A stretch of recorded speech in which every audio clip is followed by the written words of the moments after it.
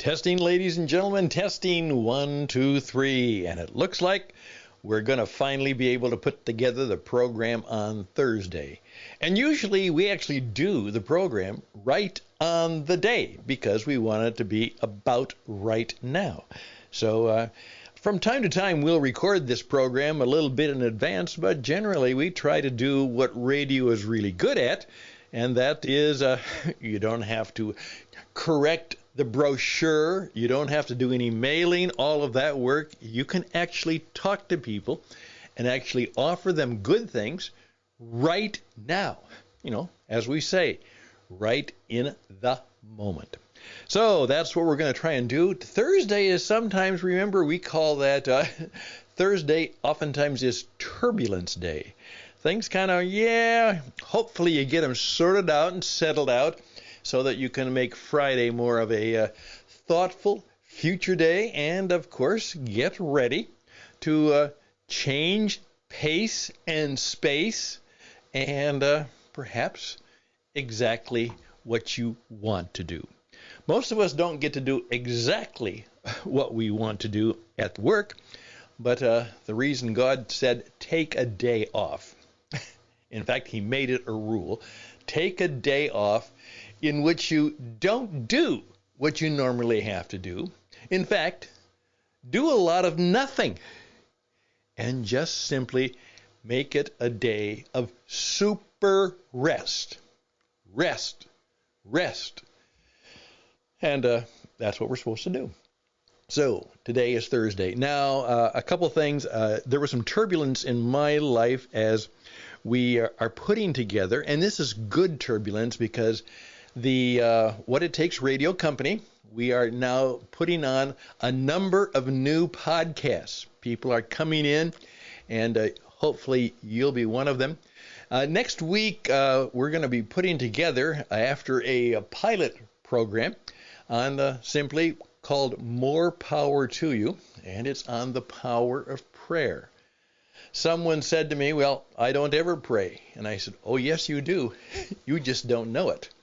And hopefully we'll be a lot more intentional about it, and we'll do it in the right way, to the right people, for the right people. And so we're going to learn a little bit about that. And that starts, it's going to start not this weekend, but next weekend. And again, like everything else, it's an experiment. We'll see how it goes. But we'll, as we say, we'll put it out there. We'll do a good job as best we can. We'll change and tweak and adjust, but we'll see how it goes and see if it's helpful. Also, we're putting together some more programs dealing with the Western genre, frontier firearms. Hey, and we're going to have a program about Tombstone, Arizona, the famous OK Corral, Tombstone, Arizona. And the next program I'm waiting for is yours. When are you finally going to do what I've been encouraging you to do, is to get a voice and get a platform and share some wisdom, insight, and truth. As you certainly see, you've got a lot more wisdom than a lot of people who are speaking up and running things, so why don't you see if some of your God-given grace and courage and power and wisdom can be shared with others. I'm just going to tell you a little Ukraine story today. Obviously, the war, Russia, Ukraine, very much in the news. Obviously, the bank thing is bubbling up, and we're not really going to see where that is till probably Tuesday or Wednesday of next week. So just lay off the people who are supposedly telling you what's going to happen now. There's a good chance they don't know. So let's wait and see. So, yes, the Ukraine story is set for today, and this is a hopeful, encouraging story in the midst of bad times. And a creative woman who I've had the privilege of knowing and doing a bit of mentoring with has developed what is called the 7-Foot English Club. The 7-Foot English Club. What in the world could that be? Well, you learn more here by accident than most places by design, and you're going to learn the 7-foot rule right today on this radio program, and it starts right now.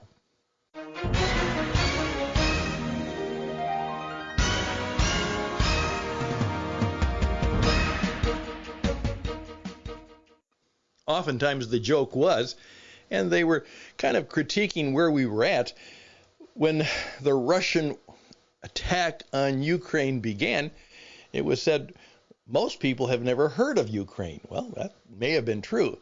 And then the other statement was, well, they may have heard of Ukraine, but if they had to, if their life depended on locating it on a map, they might not make it. Well, I already knew that because back in my radio days with Trans World Radio, we were broadcasting worldwide in 14 different languages from the Caribbean spot where we were very much located. And because of the power of our transmitters and where they could go, we were broadcasting to many parts of Europe, Russia, we were broadcasting to India, obviously to all of Latin America and Central America, and we could be reached in many ways way up during the cold winter months. You could probably hear us way up into Canada, even on a regular AM radio station wave. About 1 million watts pouring out of that high-powered transmitter. So I was oftentimes involved in making sure that the program that we got, the program, it was produced in Ukraine, and then the tape, and this was before we had internet, of course, the actual tape was sent to us, and we put it on the studio transmitter, and up it went. And so I had obviously heard of Ukraine. Before that, part of the reason I got involved in international radio was I had been a student of Russian history. I'd taken a lot of classes in Russian history, tried to learn how to speak Russian, and part of the reason I kind of went from there was the idea that perhaps I would be involved in broadcasting, and this was before the Iron Curtain fell, when there was really the Soviet Union and communism, and such voices like Trans World Radio was broadcasting gospel and spiritual messages. Voice of America was trying to tell more and more the truth of what they viewed was from the American point of view. The BBC was hammering a bunch of their programs into Russia to try and, again, that was part of the propaganda of the Cold War. So that was where I learned about Ukraine. Skip way over to, maybe about 10 years ago, I was involved in putting together some of the first podcasts. Some of the first ones we were doing, and we were sending them out on the internet, just like we send this one. I got an email from a guy named Alec, and he was from Ukraine, and he was interested in what we were doing. And we started a great connection, a long connection. We tried to put some projects together. Some worked, some did not. But he became a good friend, along with his wife, Nadia, who a very talented woman. And she actually was designed. I talked to her, and I said, Nadia, who is doing your wonderful websites for this little project they had a couple businesses in Ukraine. They were entrepreneurs. And she wrote back to me and said, well, I do it. Well, they were so good. I was able to get her to do my website and actually got some business for her for doing others. Well, as things happened, life was going difficult, and so they attempted to make a move to the United States because they had family in California. And things were difficult. Remember, things have always been somewhat difficult in Ukraine, and war has been a part of their world. And this was long before the Russian invasion, at least the current Russian invasion. The Russians have invaded Ukraine a lot. That's why there's a problem there. But they were able to make it through all that goes into, and finally, Alec and Nadia are well established and in the California region and around Sacramento, I believe. Well, of course, when the Ukraine war, the Russian war broke out, I immediately contacted them. We hadn't been in touch for a while. And said, "What's up?"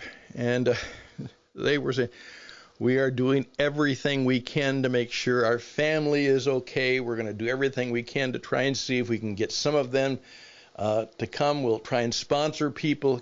And we're going to do everything we can for the Ukrainian refugees who are running and going all over the world." And by this time, both Alec and Nadia, though they spoke very good English, spoke Ukrainian, spoke Russian, English, and probably a couple others that I don't even know of. They're typical sophisticated Europeans in that sense. And they were doing just fine.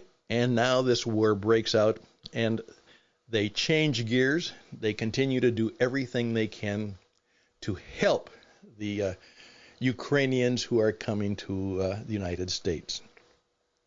Now, that's the deal. That's the story. Now, let me tell you, because I want you to know how this might work. Nadia, particularly, she's the creative one. Alex is a bit of a technical guy. He's very good at that, but she's an artist as well as a bit of a performer and designer. And I got a call from Alec the other day, and he said, "Can you help us?" And I said, "I probably can try, but let me know." Well, we're trying. And I'll finish up today by telling you a little bit of that story and the wonderful 7-foot rule that Nadia taught me. The 7-foot rule. And it might be a good rule for you too. I'm Stan Hughes, and the program is Interesting Ideas. It's Thursday, you're tired and you're busy, but just listen for about 5 more minutes. It'll be well worthwhile.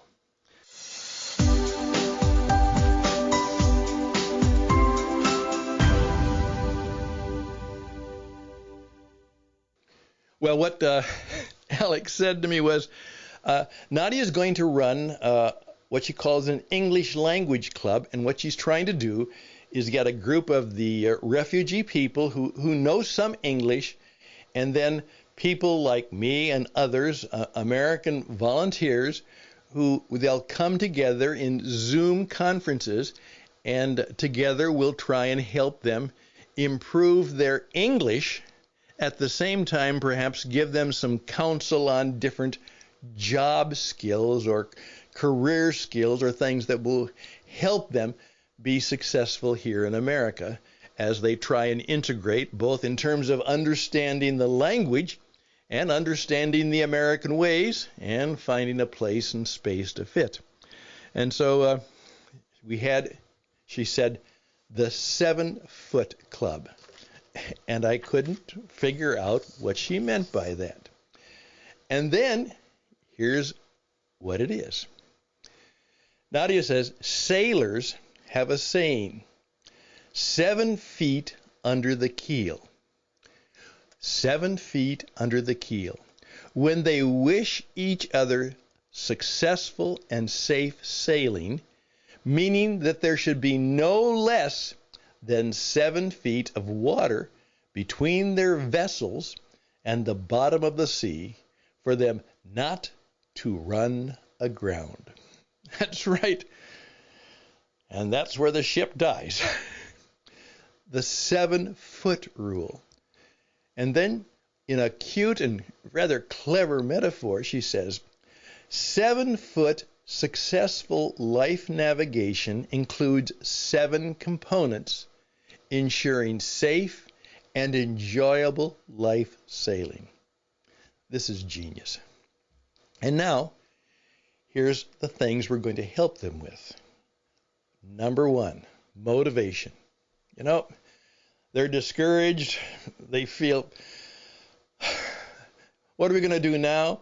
They're struggling in the language. How do we help them stay motivated? Number 2, everybody has something that they can offer. So number 2 is develop a personal persona, a personal brand. Number 3, what education do you need now, and let's find a way to get the education. Not necessarily just a college or degreed education, but the kind of life and business skills education. Number 4, let's help people at least have some material well-being as best we can. They don't need much, but they do have to eat, find a place to live, and find a way to have at least a degree of material well-being.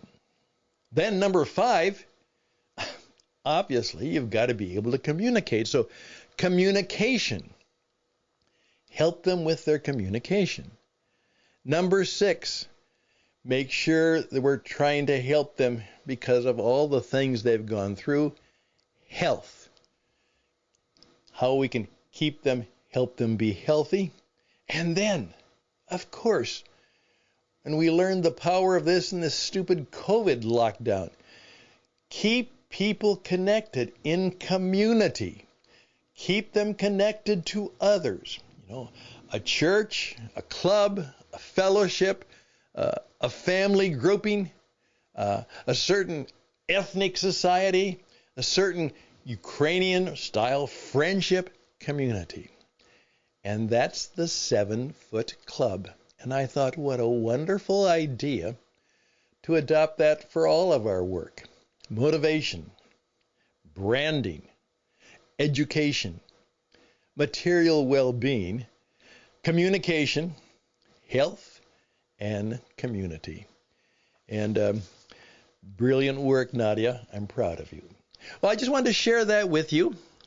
You see, and she's using the internet to make this happen, putting together Zoom programs, and obviously I'm going to try and help her do a podcast too. But the 7-foot rule, try to make sure you don't run aground. Find the 7 things you need to keep from landing up aground, or even worse, on the rocks. Hey, that's it. Stan Houston for interesting ideas, and I hope this has been helpful to you. And reach out to me at stanhouston@gmail.com, stanhouston@gmail.com. And if you'd like to know more about Nadia's 7-Foot Club, because she would love to have volunteers, and if you know of some Ukrainian people who are coming to America, and make sure that perhaps we could be in contact with them and recommend them to this little wonderful fellowship group that's being put together. The 7-footers. That's right, 7 feet tall. I'm Stan Houston. stanhouston@gmail.com, stanhouston@gmail.com. Best and blessings. Hopefully, we'll see you tomorrow. Prepare for a good weekend. Make it good for you and your family. No matter what the world brings or does, by God's grace, you can make it good for you. Till then, or next time, bye for now.